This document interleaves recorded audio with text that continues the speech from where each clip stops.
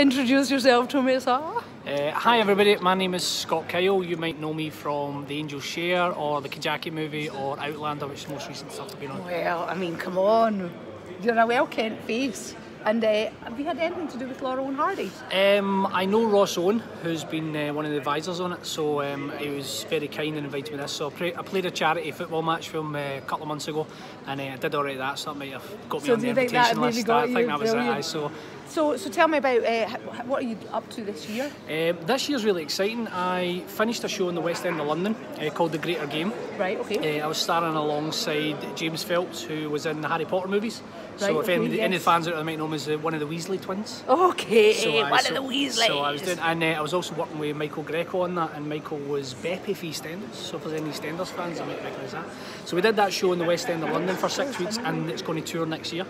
So that's really exciting. So really cool. It was great because we were rehearsing in the old stadium of Leyton Orient. So, and it was a story about the Orient players going to the First World War. So we were rehearsing in the football stadium, and I was staying at the army barracks. I had a mate and a contact through the Kajaki movie I made, the war movie, who put me up in the barracks. So I was staying in the army barracks playing a soldier, and I was also during the day going to the football stadium and playing a football player, so that was pretty cool. That's amazing, And this year I'm currently writing my autobiography, which is called #1 in a Million. Wait a minute, you're too young, son, to write. Well, I'm 35, so it's a good period, and generally I'm hoping it's going to be an inspirational story to youngsters throughout the world that are interested in the arts, and it's kind of an inspirational story, hopefully, of how I went to college not knowing anything about the arts. I came out, I had my own theatre company, I produced Singing I'm No Billy's a Tim. I won awards for that. I got involved with Angel's Share, I got involved with Kajaki, working with Oscar-winning producers, and I went to Milan, I've been to Helsinki in the theatre, I've been to London's West End. So you've got plenty to write about, basically. So that's it. So just kind of. So what about Outlander? Because Outlander, massive. You must get fan mail from all over the world. We're very lucky, my wife and I. We get messages and presents from all over the world.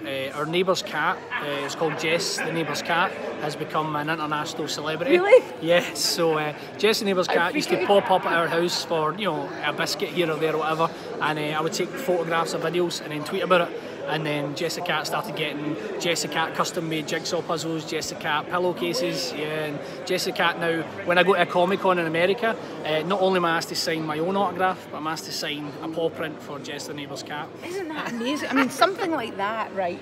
Just about anything, you could probably make anything famous by touching it because you've been an Outlander.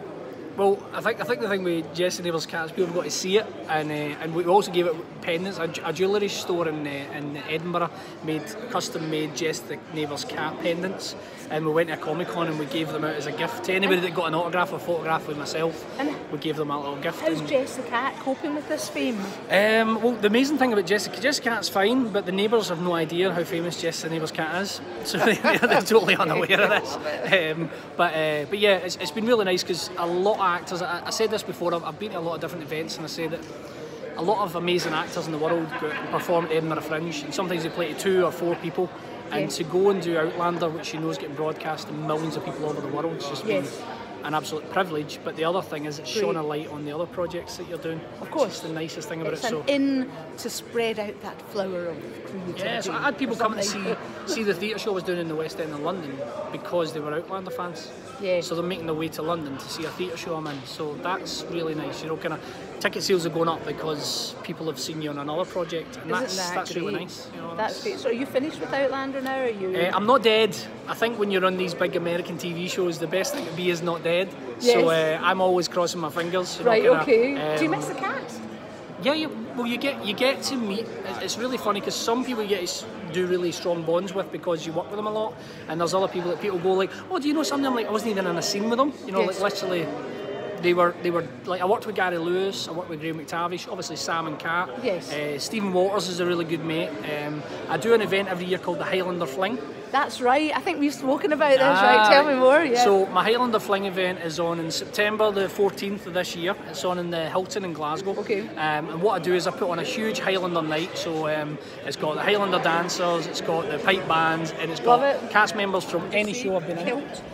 So any show I've been in, so Outlander or The Angel's Share or Kajaki or Singing I'm No Billy's a Tim or any theatre projects, I invite all the cast along and we have a huge big party, and what I do is I put on a spectacular night. It's cost a few quid, But if there's anything left over, I normally do theatre workshops with it. So last year we went to France, we did theatre workshops in France, and then we paid for the kids to come over to Scotland, and we gave them a tour of all the Scotland castles.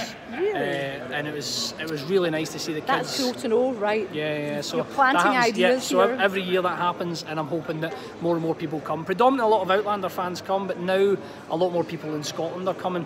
We did our first year, we did it in West Lothian, and then we went to Kirkcaldy, and now we're in Glasgow. So I like to change it every year so as that the people coming over and over again are not coming to the exact same night. Yes. So it's a different venue, it's a different layout of night, and the performers are different. So Listen, it's been a real pleasure to finally catch up with this guy.